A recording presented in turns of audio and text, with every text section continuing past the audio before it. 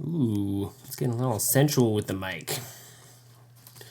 So, before the start of our Rage Quit episode, I would like to tell a little bit about Rage Quit's sponsor.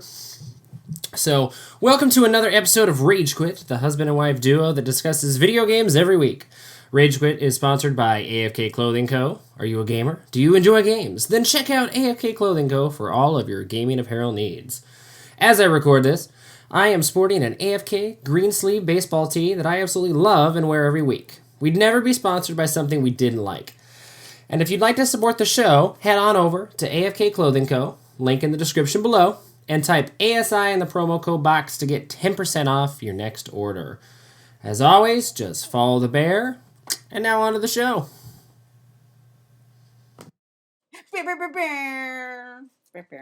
Under pressure. You don't understand. It's not dan dan dan dan dan dan. It's dan dan dan dan dan dan. They don't get it. They don't understand. Rob Van Winkle was a genius. Oh God. Or is Like he's dead. Yeah, like he's dead. It's a horrible He's name. just flipping houses in yeah, Texas. it's like that's why he flips houses now. And he kept his name. He should have just stayed Vanilla Ice. Vanilla Ice. John and I used to talk about that story all the time. We just got chickens, so. Because Rob Van Winkle actually said that in Yep. like an interview. That was really funny. You don't understand. It's not the same. It's din din din din din din, not din din din din din din din. I was like, what? What are you doing? Random banter in the beginning of the show. Dun, dun, dun, dun, dun. Yeah, definitely not. Talk about a cold open. I know, right? Not warm about it. Except for the chicks. We have 3 chicks. One's named Zeus, one's Venom, one's Quentin. Yep. Because Zeus is a dick. Zeus is awesome. I love Zeus. Zeus is great. He pecks at you. Well, and then sometimes like it leans in and rubs against me to be pet. She's awesome. She doesn't know if she wants to be pet or just bite at you. Nope. Or peck at you. She's pithy. Pithy. All right, ladies and gentlemen, this is another episode of Rage Quit, Rage Quit. Yeah. I'm Anthony Schultz. I'm Ariel. And this is episode 27 of Rage Quit. God, it's taking up. Yeah, technically our 28th episode because we had a half one in there. Yeah, I mean, I don't really explain it. People don't care now. No, not really. They just see 27 and. This is the number that it is. I don't need any other number. Uh-oh, there's a dog chasing a kitty. It's never a good thing either. No. Well, Leia, our big pit's been very protective of the baby chickies. So she's been chasing them out of the bedroom, which is really weird. Which it's handy, though. It keeps us from worrying about it. I mean, considering we have a couple cats and... A couple cats. We have 4 cats. yeah, you know. Only a couple of them seem interested. The boys. All of them seem interested. Squirrel's in there, too. Squirrel's in there, too? Yeah, Virgil was, too. She was Squirrel used to hunt the hamster. Yeah. Back in the day. Remember when Virgil was gopher in it? Oh, that's true, yeah. Yeah, but they didn't really try to eat them yet. No, they're very, like, curious. Plus, it's in our son's room, so it's secure. open during the day, but everybody's up. Yeah. And he's running back and forth, and then he obviously goes to bed earlier than everybody else. Yeah, so his door's closed and stuff. That kid didn't sleep through anything anyways. Yeah, so they're nice and protected.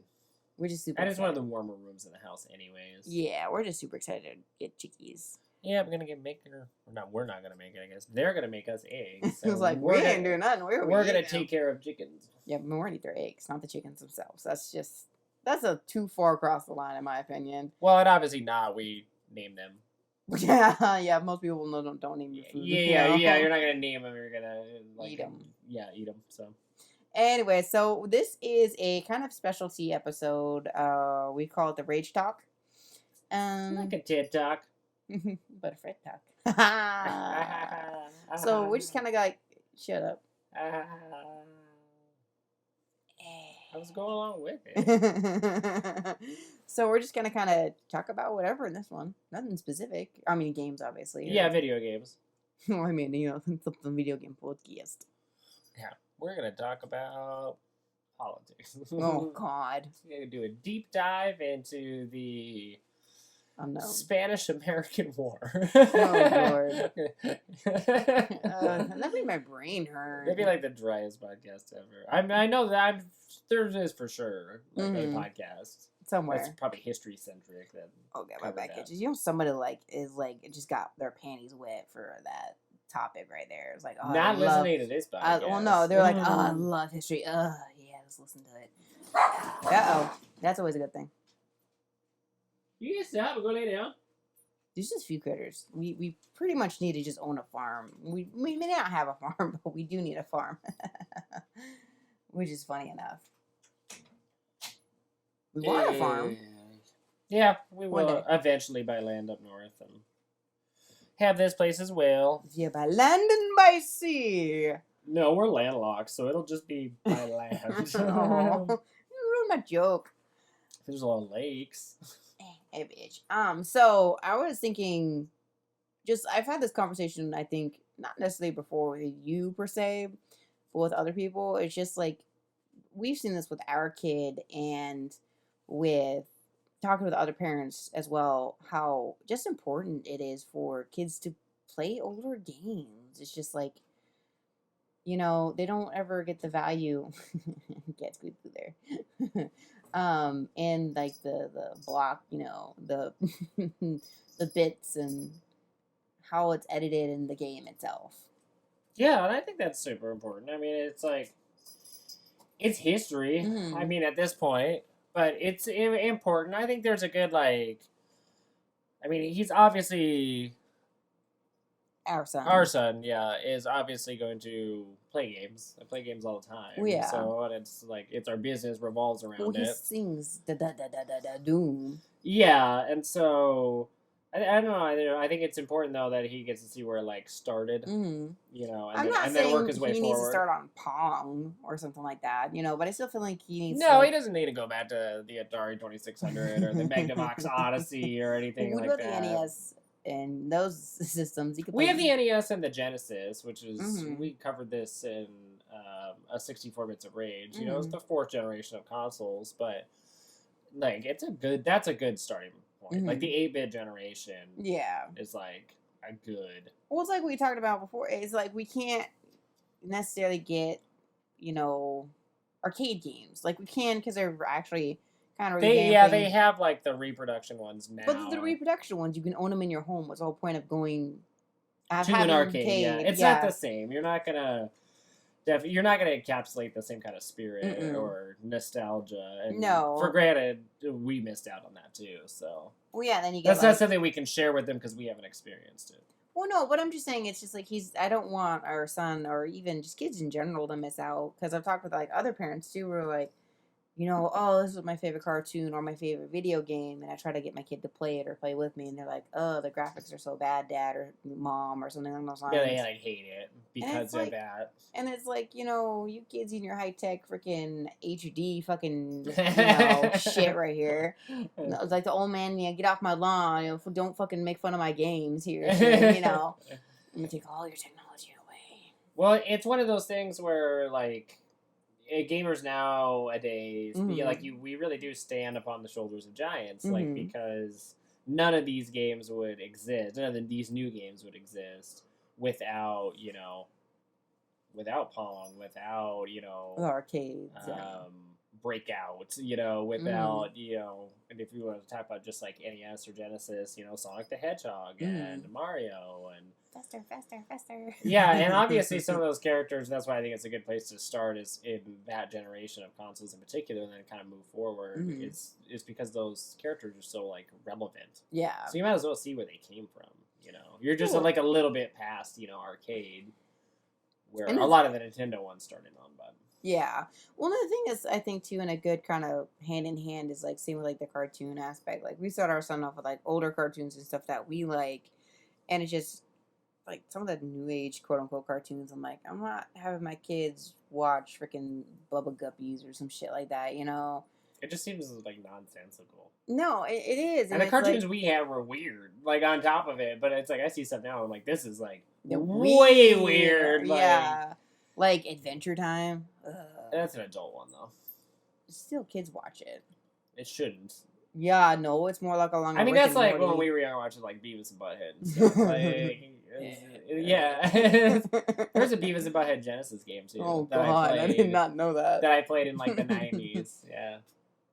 When I first had a Genesis. I'm not saying don't traumatize your kids, but Well, no, they don't really understand what's going on in those kind of adult themed cartoons anyway. No, it's no different than like adult laden jokes in kid movies, so the adult gets a giggle out of it, Oh yeah, which they do pretty expertly now. It's like smooth, but they did it a lot too. Like you go back and watch old Disney movies. Like, there's a lot of innuendo there that, like, as a kid, you just like did not get in the slightest. And it was just like... It was just colorful, and they were singing and dancing, and an adventure, and it was like, that's all you really worried about. It's like, oh, it's the Cave of Wonders, and then it's like, oh, there's a pussy joke there. Like, and you're like, oh, snap! Like, I didn't get that. Or like the famous Little Mermaid cover with the dick. Yeah. They ended that quick, and someone got fired in that situation, but... It's still funny. Yeah, it's still funny. But I'm just saying, it's like, it's just because, like, quote-unquote, it's oldie but a goodie situation here. And I feel like kids just kind of miss out on, what started the video games. Well, and knowledge is power. Like, it's like kids are going to be drawn to video games and tech just naturally, just, because of the generation they're in and because of their age. Yeah. And, knowledge is power. Like, knowing where it came from or, like, how did we go from the NES to the Nintendo Switch? Yeah.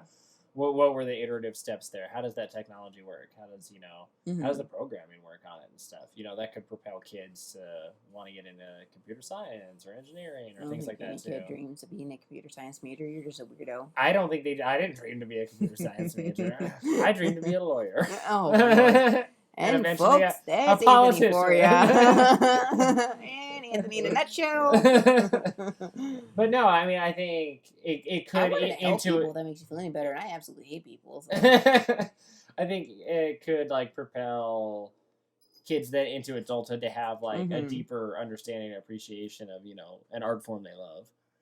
But but if they only know the newest hottest thing and they've just played for Fortnite for fucking 10 years, then it's like they don't really know anything about anything. Well, it's like, and then we get those one generations of kids like, I remember my first game ever was a PS3, and it's like, oh, you didn't even like, ouch, It is crazy when I see that. I mean, that's the nature of the beast, though, because I mean, there's older generations than ourselves would be like, oh, you played the NES first, like I had a Magnavox, And like a lot of I was at arcades. Yeah, true. I was tinkering around with the Apple II when I was like, well, I wasn't born yet.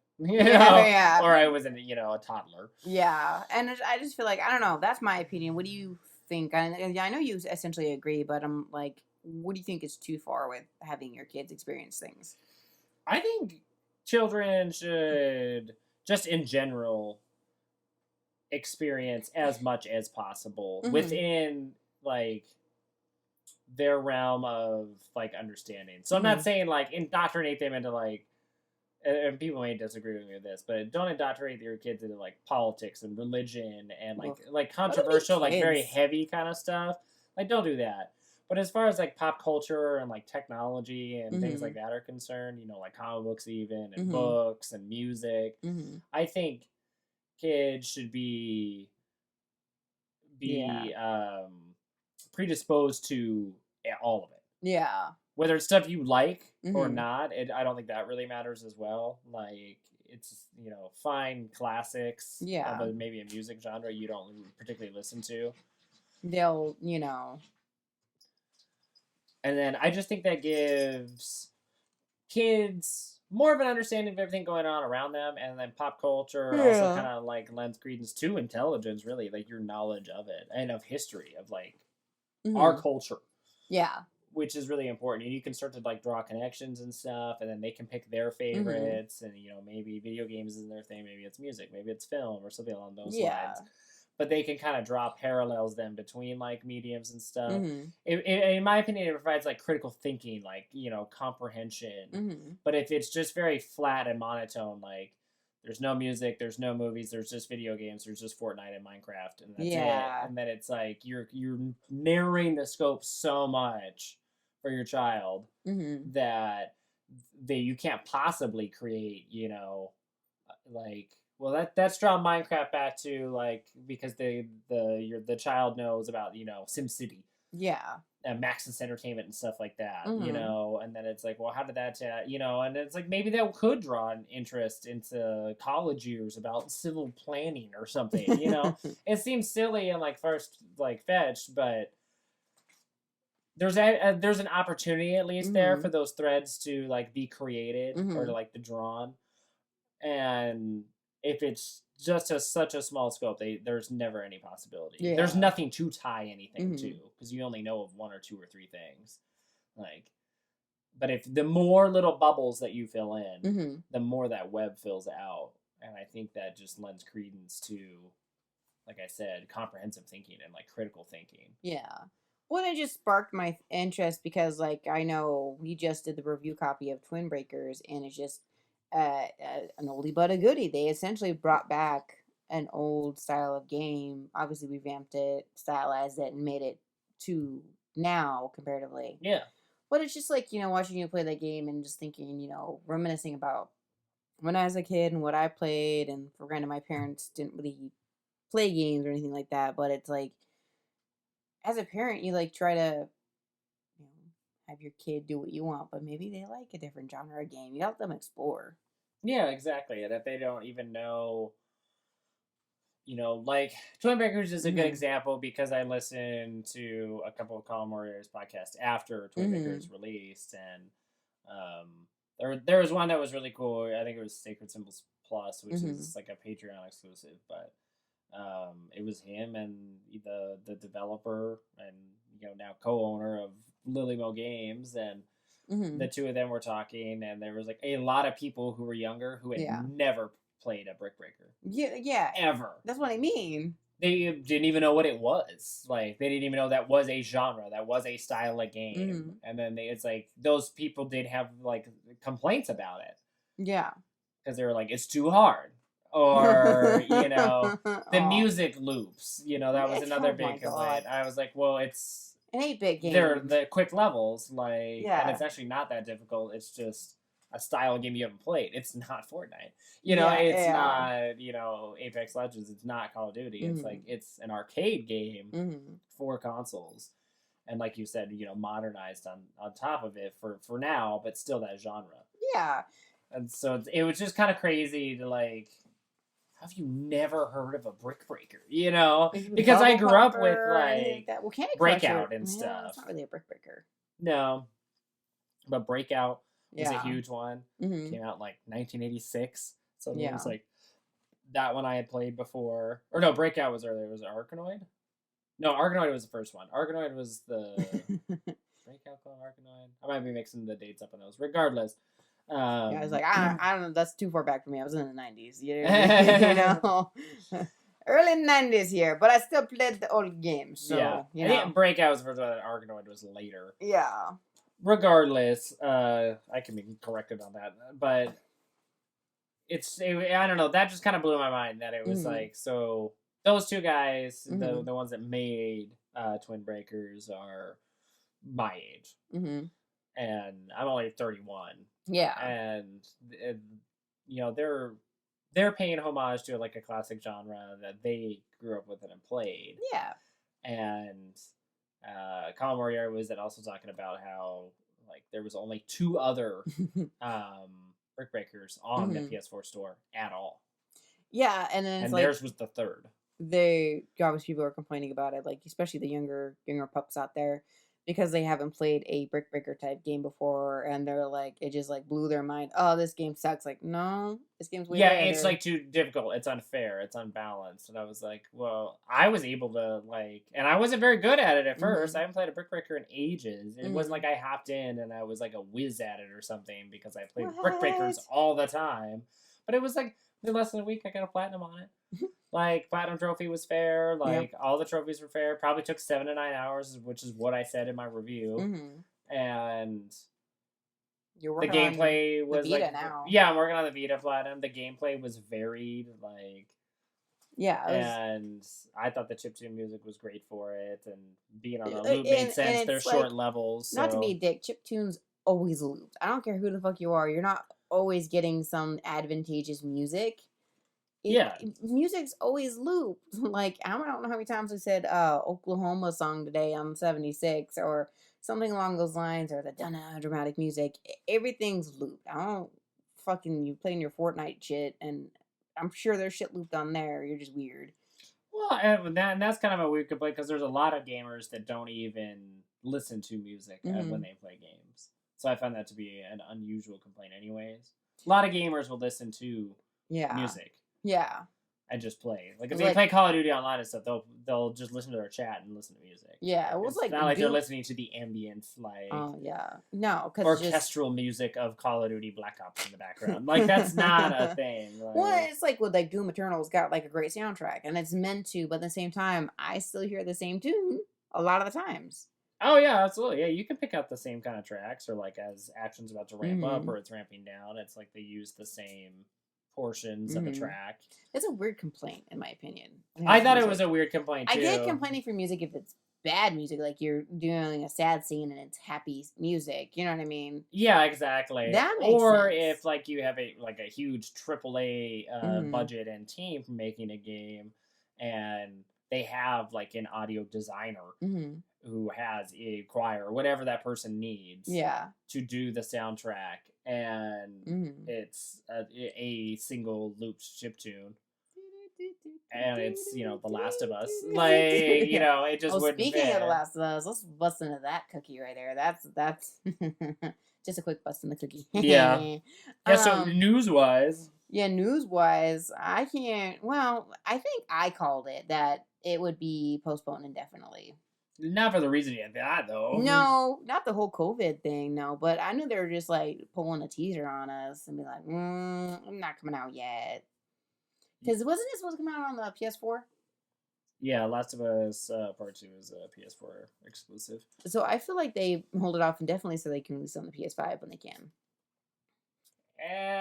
Well, it's a possibility, but if the PS5 is backwards compatible with PS4, it doesn't matter. I'm just saying, it doesn't matter. No, that's not what I meant for it to be a PS5 generation game. I'm just saying the fact they want it to be a PS5 release. But that doesn't really make so much sense because, it's unsure if the PS5 is going to release this year even. Well, I mean... So you're going to take one of your heavy hitters out of rotation and have no games for the rest of the year and wait till whenever the PS5 comes out? Like people say, I think it's just more of a manufacturing issue, and I think they are timing it with the PS5 in the sense of they want it within a certain window of when the PS5 releases. Yeah, I agree with that. We want this to release, and then 6 months later, I'm sorry. I guess that I poorly phrased it. That's kind of so the PS5 is not coming out 6 months from May, which would have been November. Yeah, which is when they were slated to release. And now it's, sometime next year, say spring of 2021. Well, that's what I mean. Then they could release it during the holidays and rather than trying to sell people who are hard up on cash. Are gonna be weird this year. Yeah. Well, and then if people are hard up on cash because the unemployment rate in the United States is skyrocketing right now because of COVID-19, I think it's an easier bet to gift somebody or buy The Last of Us Part 2 for $60 than a PS5 for $500. No, that's what I'm. I guess I should backtrack. That's what I was trying to say is that it was supposed to be. And then 6 months later, the PS5 comes out in the spring, right after tax returns. Make a little bit more sense financially. We are their biggest market as far as consoles are concerned. It's not, not like we're not buying games or consoles. Yeah, traditionally we do.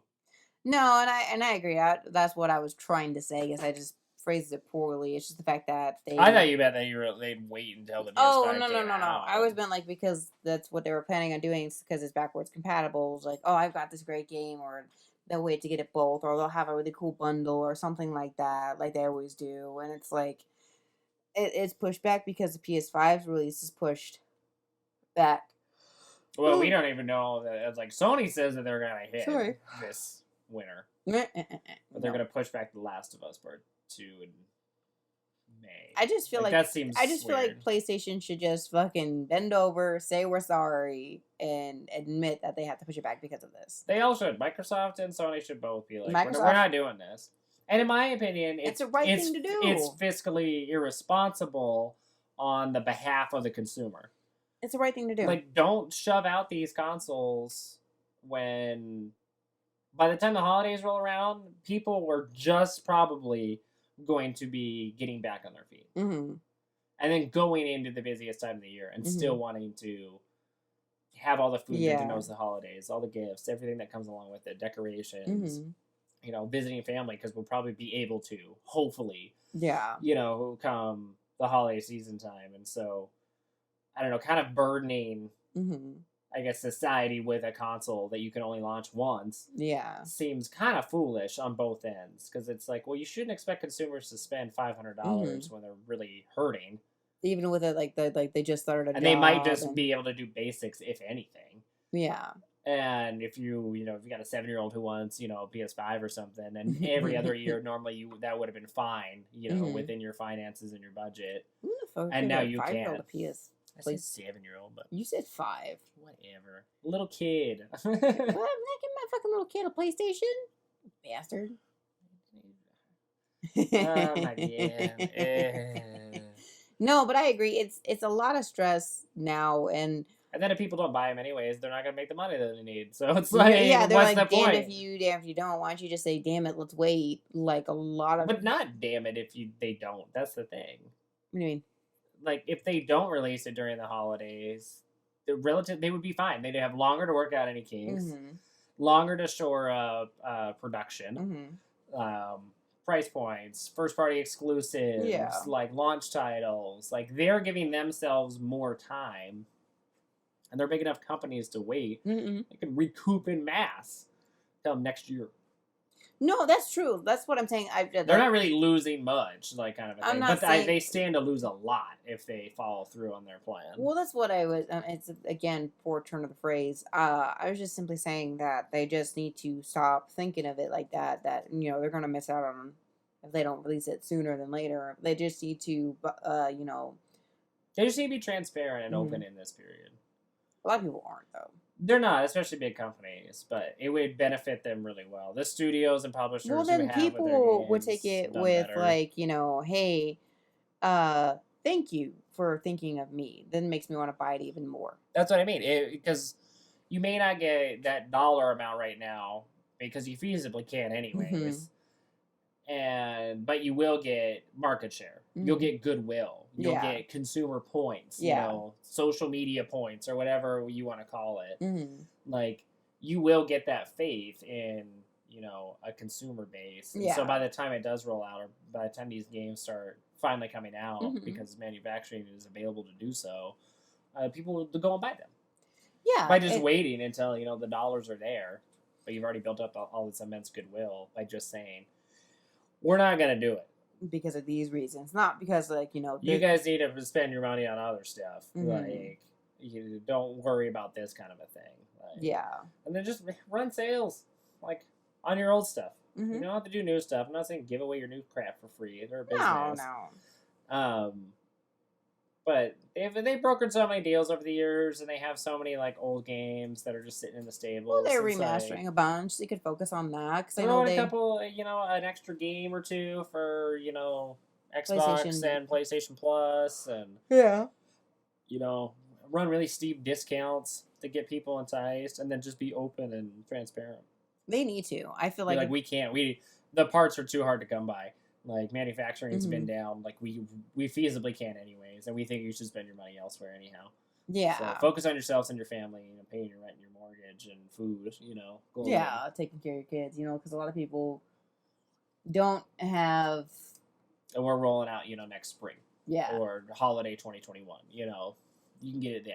Exactly. When it's like the funny... But we're going to have better games for you. We're going to have better launch games for you. You know, we're going to have, you know, in Sony's case, better... handle on backwards compatibility or whatever it is, you know, because now we have a year and a half to focus on it rather than 6 months. True. One, like, a lot of people don't have that, you know, job or luck to have a job or something along those lines, you know. People are losing their jobs left and right.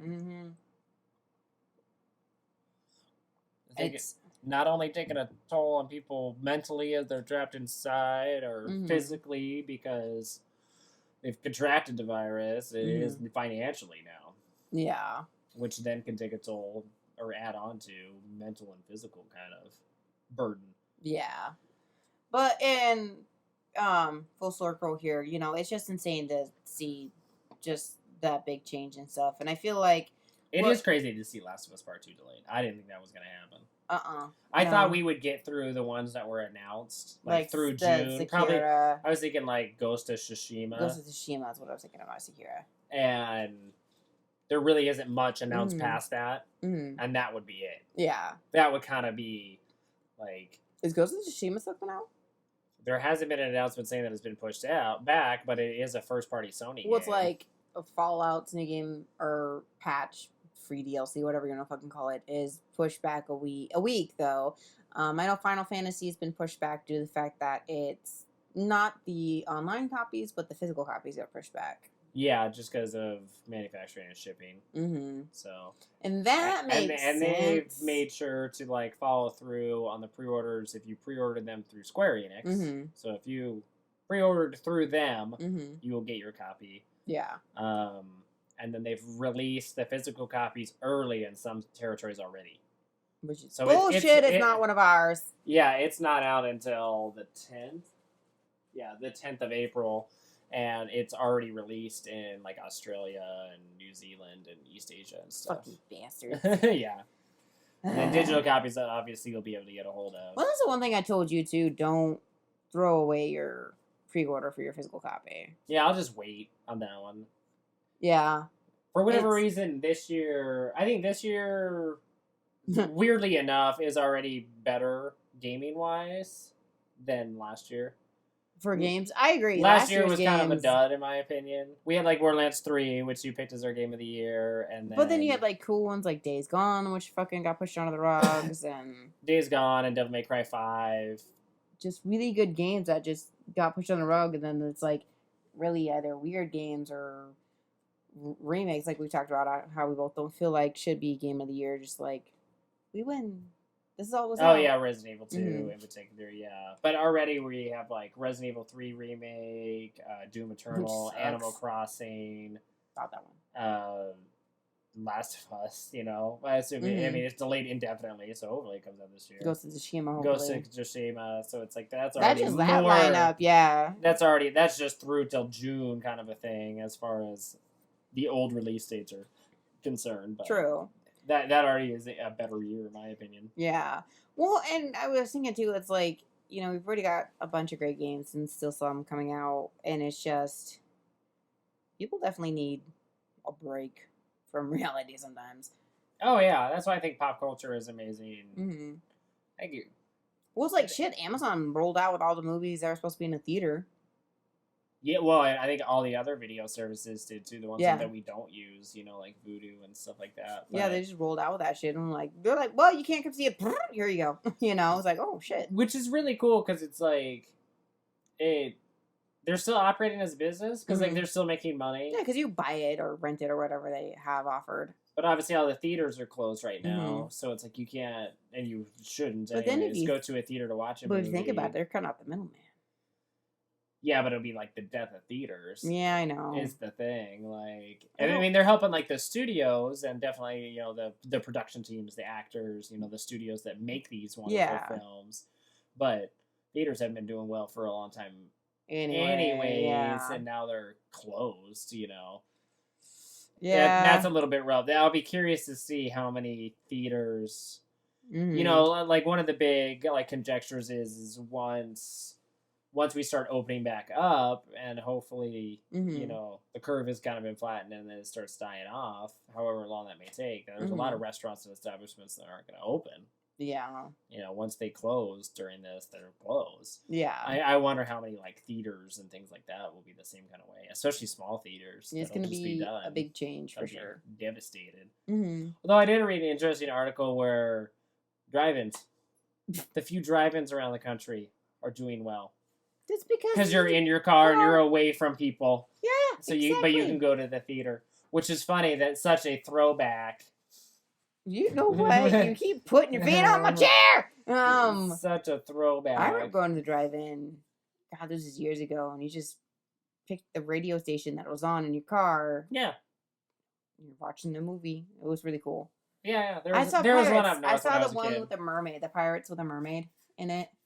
I can't remember which one. There's been so many of those. Yeah, I know. I've seen all of them, but I know which one you're talking about, but I don't remember exactly. Dead Men Tell No Tales, I think.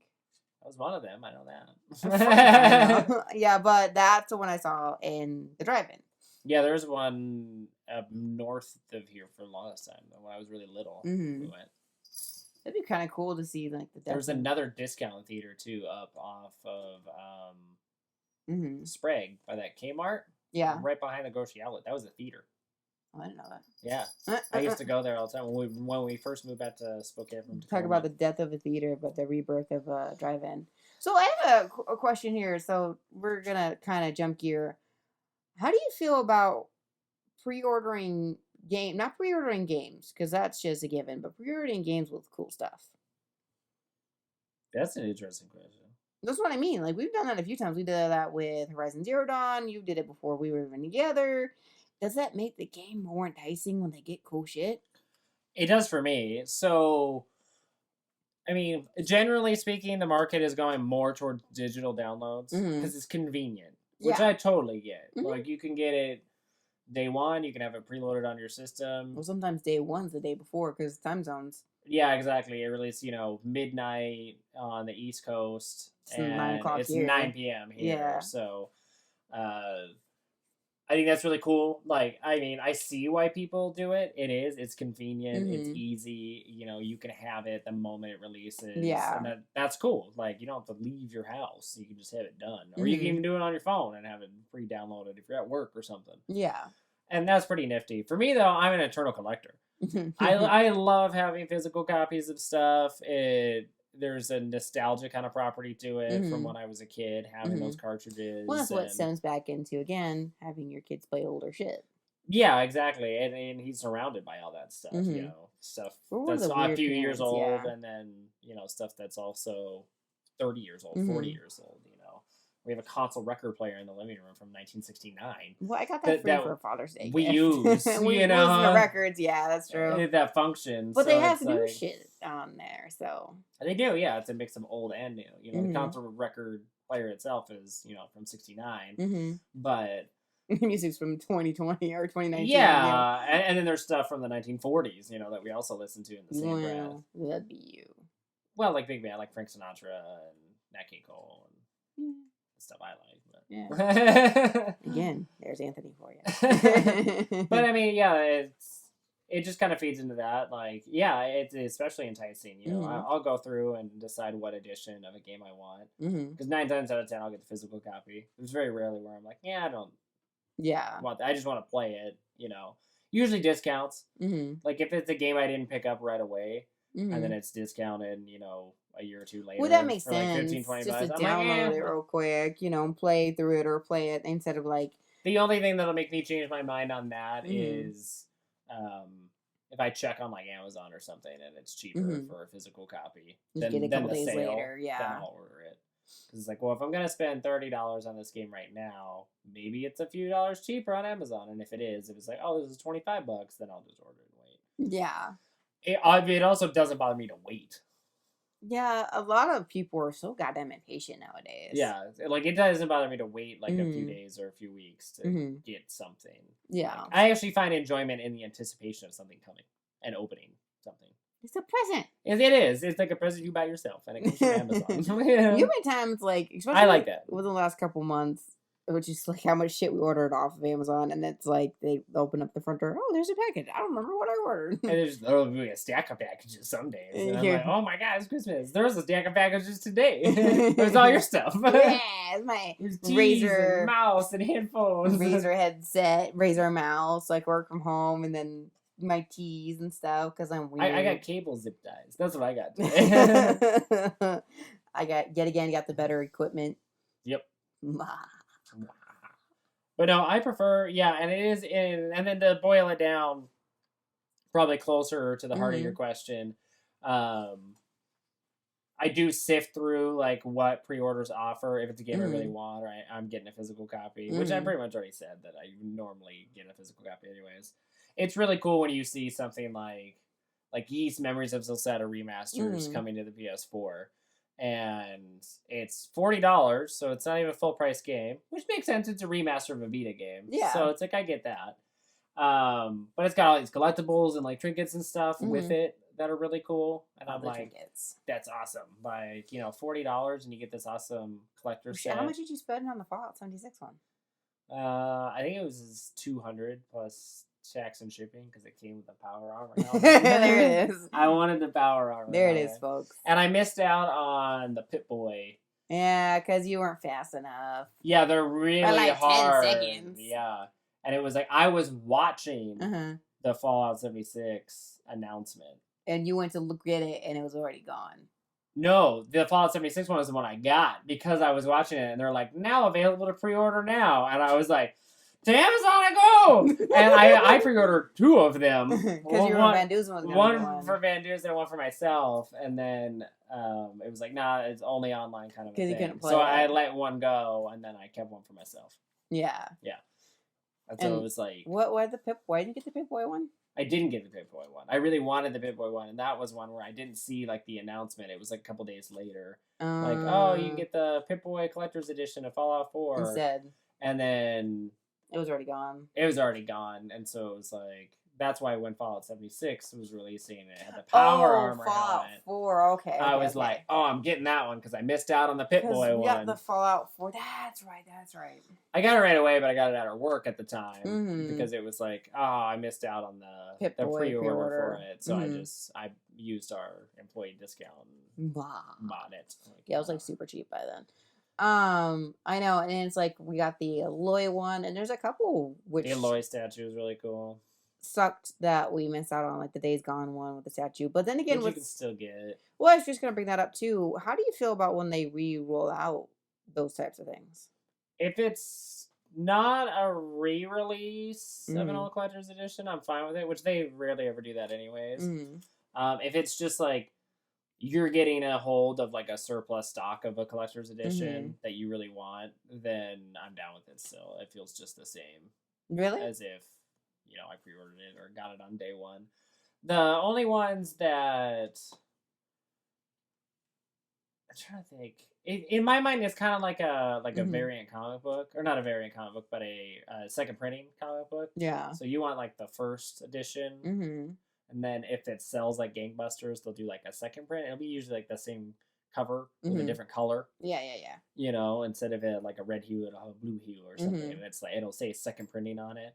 Like, you don't want the second printing one. You want the first printing one. Or you want one of the rare variants. I don't want it. Where it's like 1 out of every 25 copies has this special artwork on it. And then depending on that rarity, it increases the cost or whatever artist did the artwork for it, that kind of thing. You want like those. That's like your collector's one. And then you have like your standard edition for first printing. And then the second edition is like a reproduction. Like you bought from some third party a Pip-Boy. Like from Etsy. And I'm like, that's not the same as getting a Pip-Boy with the collector's edition. Oh my god. Like, that's how I feel. It should have been more Pip-Boy from eBay, not Etsy. But to be... No, because people make their own Pip-Boys. And you can buy them on Etsy. That's why I said that.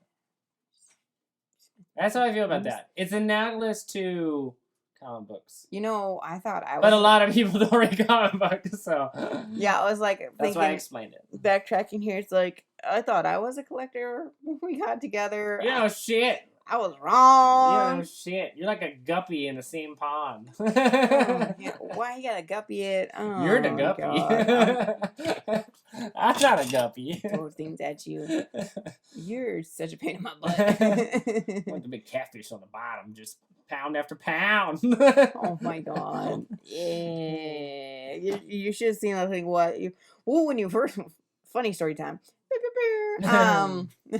Is when you first moved in, all you had was a drawer of clothes, your retarded chihuahua. He wasn't retarded. Crippled chihuahua. He was crippled. That's true. Your fat ass Maine Coon. Yeah. Not Natasha. It was the other one. The other Maine Coon. The other Maine Coon. So when we finally got all of your stuff, I had a lot of stuff. when I moved in, my apartment was bare minimum because I didn't really live in it, and then I had everything. yeah. Well, I mean, I had like the necessities, like the cookware and everything. You had all the collectibles. Oh yeah. Yeah. Well, and furniture and electronics. Well, some furniture. It's more and like all that. TV because I had my TV. I had the entertainment center. And yeah, because I stuff. had my TV on one of these stools. I never like owned a bed. I owned a bed like when I was a teenager. I bought a bed and had it for like a few years. And that was it. And then it was like, this can't move out of this room because it was in the basement. So it stayed there. Like, you live here now. Yeah, this bed stays here now. So you. I don't know whatever happened to it, but I didn't move with it. I know that. Yeah, I remember one getting your shit out of your old place, and I'm like, well, how much shit do you have? Dear God. A lot. Yeah, I was like, all your comic books are in Ollie's closet in his room, which was why we're getting the studio going. It's just one of the reasons, yeah. Yeah. Well, because, so I was like, as far as like comic books are concerned, I started writing, I started reviewing comic books when I was like early 20s. Mm-hmm.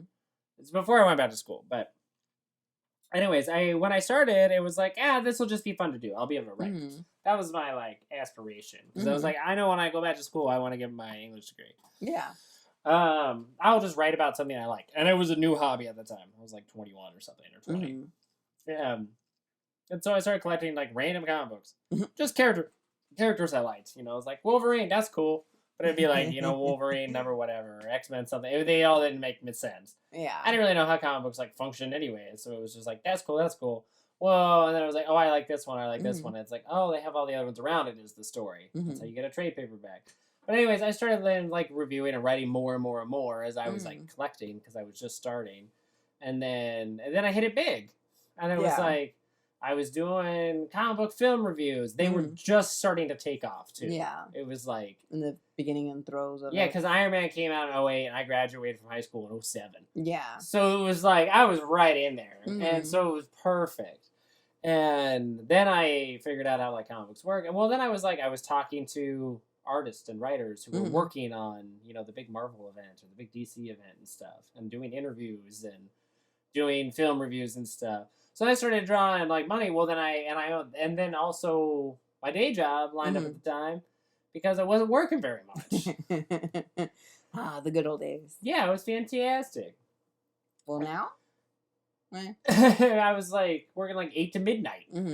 That was it. I worked 4 hours every night, and then I would write all day. And so what I started doing is every single comic book that came out every week, literally every single comic book from DC, Marvel, Image, and weird stuff too, like in between, would come out. I'd read them and I'd review them, and I did that every week. So I would do like 30 reviews, 40 reviews, 50 reviews every week. Yeah, and I would just, because I would write I'd read and write. That's all I did, and I would do that for like 10, 12 hours. Yeah, and then I would go work my 4-hour shift. I'd sleep, and then I'd go away, and I'd wake up, and I would do it again. I remember we got together and tried to do the whole buy comics every week, and I'm like, this is insane, and I'm not doing that. I'm not doing that. I don't mind getting trade paperbacks and collecting some cool ones, but I'm not doing that. It's hard now space-wise. When you're pretty much like on your own, it's like, I got an extra bedroom. The comic books could go in there, but now it's like, I got an extra bedroom. Well, I also got a kid. Like, I should put him in there. Baby here? Oh, damn it. Yeah, it's not really, like, conducive to, like, I don't have anything to do with this room. Like, otherwise there would be nothing in here. It's more like, there's a baby in there. You should probably put the baby in there.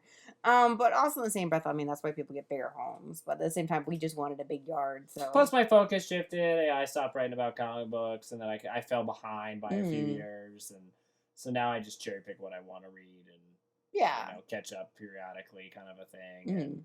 And hopefully, ASInquisitor will eventually grow big enough to like encompass like comic book stuff into it. That really ramped up my collecting though, because it was like I was getting like complete runs of comic books back to like the 80s and 70s and stuff. True. So you're talking about once a month for 40 years. I have them, you know, and it's like that was really like that. And then when I started to stray into video game journalism just a little bit at the end, just a tidbit, just a tip. That's when I started being a completionist, Mm-hmm. getting to all the trophies and stuff, and doing it regularly. There's the birth of the trophy. Yeah, over and over and over again, I would do that. And that's why, like, when my brain glitches out, and like with you, like, I'm a collectathon. I like collecting things. The trophies are cool, but at the same time, I'm not a trophy whore. Yeah, mine's like, it's just a catalog of information. It's just like sorting Rolodex. through. It is, yeah. It's Roll it like, out. I could do that with movies. I could do that with comics. I could do that with games. You're a plethora of weird ass information. It is trivial information. It's like I could sort trivia just fine. I can be a trivia and collectibles and physical things, to me, are like tangible memories. Mm-hmm. Like, if I have a digital copy of a game, I'm hard pressed to tell you when I got it. Yeah. Like, what I was thinking, or like how long I played it. I might be able to probably just tell you I beat it. Yeah. Like, I know I beat it. But if you have to see me, like, any other, like, details about that moment, I'd be like, I don't know, like, kind of thing. But I could pull probably any PS2 game off my shelf and be like, I remember when I bought this. Yeah. Like, I remember what I was thinking. I remember where I was. I remember why I bought this. I remember if I beat it or didn't, you know? And then for every game up from that, Genesis on was like that. If I had it, I knew where I got it, you know, and like what year it came out, where I was, what I was doing, if I beat it, how many times I beat it. It's just, there's like a physical attachment to my memory. And I have a hard time if it's not there. Like if it doesn't physically exist. I know, it's like some of the stuff we have, my memory is just like different, like the Aloy statue. I just remember somehow Kratos would magically get on the coffee table and pee on it. Yeah, he did it a couple times. Because we had the glass coffee table and it was level with the couch. Yeah, but it always fell off. Like, did he just, like, aim from the couch? I mean, that's good aim. I don't know. He's a magical Dex. It's like with what, Norman getting the brownies off the top of the... Nobody knows how he did that still to this day. But he did. He was the only one out. And he got sick. He ate a lot of brownies. So. And he also pulled the advent calendars off the wall. And he ate all the chocolates in every single one of them. Oh. Like 4 of them. And he also busted into a Christmas popcorn tin and ate 3 pounds of popcorn. Oh my god. Norman did a lot of things. And then it was funny because when you looked at Norman, he was always on his back asleep. Yeah. Usually next to me or at my feet, he was asleep. That was Norman. Away. You look away and you look back, Norman's gone. Where's Norman? I don't know. He's 2 blocks away at the neighbor's house. That was Norman. I don't know what Norman did when people didn't look. He was like, nobody knows. What was that one? The dude, Nightcrawler. Oh yeah. Where he just it's gone. Yeah, he was a BAMF. Yep. Yeah. Yep. Yeah, he was a badass motherfucker. He was a BAMF. Because that was great too. Because this is super tangential. I'll put this in the timestamp. So. Well, this is just TED Talk, anyways. We're just having fun talking. There was a run of comics, specifically about Nightcrawler and Wolverine, but Wolverine is at the X-Mansion, and he's like a teacher there kind of thing. Nightcrawler's like disappeared. He's gone. Yeah. Presumably just dead. Is what everybody thinks. And for people who don't know, Nightcrawler, and they showed it a little bit in the X-Men movies, is very devout. Like, he's a very religious man. And so he believes in heaven and hell and all that kind of stuff. Well, he had done such good. He had died, but he was in heaven. So he was just kind of like doing his thing. And he has these things. They're called BAMFs, and they're little versions of him. But they don't talk or anything. They're just like animals. They're like feral. But they're very intelligent. And so they were at the X-Mansion, and they would bamf all the time and fuck with shit. They would steal stuff and then teleport away, and they did it constantly. It was like that's just a toddler, but yeah, and they were pretty much like Nightcrawler toddlers, but there was like dozens of them, and they were in the X-Mansion, and they would steal shit, and they would like mess with things. Well, nobody knew what they were doing. They thought they were just being mischievous, like all the other inhabitants of the X-Mansion, and.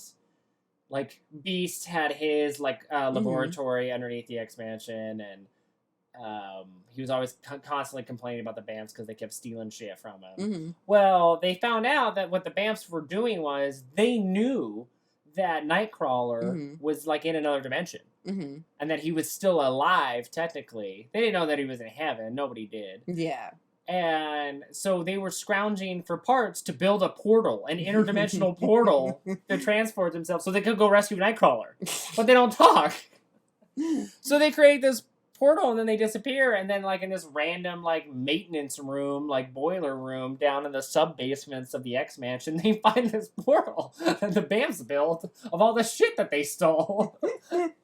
So they go through it, and it's fantastic because they do a whole heaven and hell bit. Azrael, Nightcrawler's father, who's just Red Nightcrawler, is in hell, and he's taken over, and he's got a pirate ship and red Bamfs. That's legit. Yeah, and they all have like cutlasses and stuff. This was very comic booky, but I found it to be this one in particular. But I found it to be super like fucking funny and like enjoyable. The artwork was gorgeous on it. Well, and Wolverine goes to like try to find Nightcrawler and stuff, find out what the Bamfs are doing and stuff, and he had already been to hell. And he kind of gets like trapped there, and then he gets left in like this just frozen kind of wasteland. He's about to freeze to death, and then Nightcrawler like comes and rescues Wolverine because they're like really good friends. And long story short, they end up like defeating Azrael, and then they all get out, including Nightcrawler, back to Earth. And they ask like Nightcrawler like where he had been, and he doesn't really tell them, say that he was in heaven, that he was like eternally happy kind of a thing. And him and Wolverine talk, and they're on top of the X-Mansion roof, and they have like this moment together, and they're looking at the stars. And Wolverine gets down and leaves, and you find out that Nightcrawler was only able to save Wolverine and come back because he gave up his soul. He can never go back to heaven. That sucks. Yeah, and so he just kind of like looks up to the sky and like that's it. Like, and it was like, oh my god, it was like so goofy and comic booky, and then it was like heartbreaking at the very end. Very serious. But then all of his Bamfs and stuff are with him, and he's with all his friends again. Nightcrawler is so, but I thought it was hilarious that the Bamfs like. You're still legit. Reminds you of your dachshund. Yeah, it does. It reminds me of Norman. Toddler. How? Norman did shit all the time that were amazing. Like, I still want to know how he peed on that. Kratos? Yeah. I don't know. He just like amazingly pees on things. Like Norman would have done it. Norman would have done it. Which is funny because like if Norman was with anybody else, he would disappear. Like if I was like, hey, can you watch Norman for my shift or whatever, and they would like I would always come back and be like, Norman disappeared. We had to find him. Like he was 2 blocks away. That happened like frequently. He was like a block down the alleyway, just trundling away. Like, and they had to go catch him, but he didn't run very fast. He was shorter than Kratos. He's a dachshund. Well, and he was really, really old, and he was really, really fat. And he was a long-haired black and tan. So it was like his fur covered up his legs. Yeah. So he was like a little, he was like a dwarf woolly mammoth that escaped. And if I watched him, though, and was with him, he never left. He never tried. He would just sit there. He'd sit next to me. He'd just look out. And then everybody else would be like, Norman, come here. Norman, come here. No. Norman, come here, buddy. And he'd come running. He was Norman was the best. Norman. Oh, man. He was awesome. That's funny. That's a good, happy ending to this conversation. Norman. Well, thank you, ladies and gentlemen, for joining our TED Talk. No, but seriously, though. Yeah, it's super random, but... It is very random, but sometimes, that's life's random regardless. And it's been slim pickings. It honestly is slow news-wise. I mean, we get some announcements like The Last of Us Part 2 being canceled, but most of it... Like earlier in the episode, we kind of talked about we wish that Microsoft and Sony would be more transparent, and a large part of that is because there is no news. They're not saying either one of them are not saying anything. Yeah, and I get trying to. They're doubling down, saying that the stuff's still going to happen, but then it's not. So. It's not. Still, but always good to end on a happy story with Storm and Norman stealing things and then being a trundle pig. Oh yeah, he was great. He was like Kratos on crack. True, Kratos is he's indifferent. That was Norman. Kratos, you can never tell if he's happy or sad. He just looks. Norman was like that too. What is with dachshunds? They're so weird. Normina smiles at least. Yeah, male like full-blooded dachshunds are weird. Like they just don't. They're very stoic. They're very German. Oh God. Very German. Very dachshund. I don't know. What happened there? I don't know. It's like you went like Scottish. Shut up, you try it. Dachshund! I hate you. All right, that was good. My name's Ariel Schultz. My name's Anthony Schultz. As always, follow the bear, your dick. Hey there, guys. This is Anthony Schultz, one half of the duo for Rage Quit. I just wanted to spend a minute or two, at most, talking about Ariel and I's other endeavors or where you can follow her and I if you're a fan of this podcast. So, I'm most prolific on Twitter as far as social media is concerned. I share more kind of gut reaction or like private experiences and opinions there. I'm at Anthony R. Schultz. Pretty easy to remember, just my name. And if you'd be so inclined, you can give me a follow. And I also drop Rage Quit links there every week. And other things that Ariel and I are both working on. ASInquisitor also streams, which is the production company that produces Rage Quit, essentially myself at the moment. And I stream 5 days a week. I'm a variety streamer, so I do a little bit of everything. Hopefully, there's something there that you would really enjoy, even if it's just 1 day a week. I take every Thursday and Friday off, and you can follow and or subscribe at twitch.tv/ASInquisitor. All these links that I'm mentioning will be in the description box below, and I will reiterate. Also, ASInquisitor has a YouTube channel. So if you're not listening to this podcast via YouTube, if you're using your preferred podcast provider, this podcast does make its way to YouTube.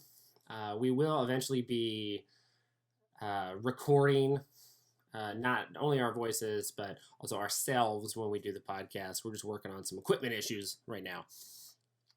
But we also have past streams that I've done for ASInquisitor that have a little bit more kind of polish or pizzazz to them. They're divided up into like better bite-sized chunks for complete game playthroughs or Let's Plays. There's also a lot of unique content there. I record things throughout the week as I play games, just kind of funny moments or maybe even like personal achievements, things of that nature. And so you can search for ASInquisitor on YouTube. And again, the link will be in the description below. But those are my three kind of primary platforms that you can find me on. So that's Twitter, YouTube, and Twitch. Ariel actually has her own YouTube channel called Painting with LM Schultz. She's a very talented painter. She has her fine arts degree and enjoys painting for cathartic reasons, as well as to improve on her like technical prowess. So she started her own YouTube channel to improve on her techniques, as well as show people kind of some basics or things that you can do painting wise. There's also some other kind of crafty do-it-yourself kind of ideas and videos on there as well that pertain a little bit more personally to her and I, because they usually involve our family. You know, it's a family project that she's working on. For example, she did our son's Halloween costume, and so she walked through how she constructed and created, the costume and how you could do something similar for your kiddos at home. And then finally, you can follow Ariel on Twitter as well. She is primarily on Twitter, just like myself.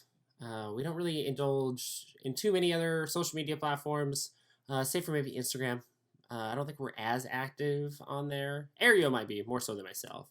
But you can follow her at Merhobbit and give her a follow as well. That's my lovely co-host and beautiful wife, Ariel. But anyways, I just wanted to stop in and kind of throw some links your way. And if you were curious about what ASInquisitor was doing and how Rage Quit kind of fit into that ecosystem, there it is. Yeah, got all the links for you. If you're interested in any one of those, all of those links are going to be in the description box below, and they're going to be in every podcast episode now. So I'm not sure if they're entirely there right now, but I'm going to be doing a fresh write-up and make sure and have all of those included for you. So just click a link or copy and paste and head on over if any of those strike your fancy. But anyways, thanks for enjoying the show. Really appreciate it. We'll be back next week for more rage quittiness. And as always, follow the bear. And have a good evening, guys.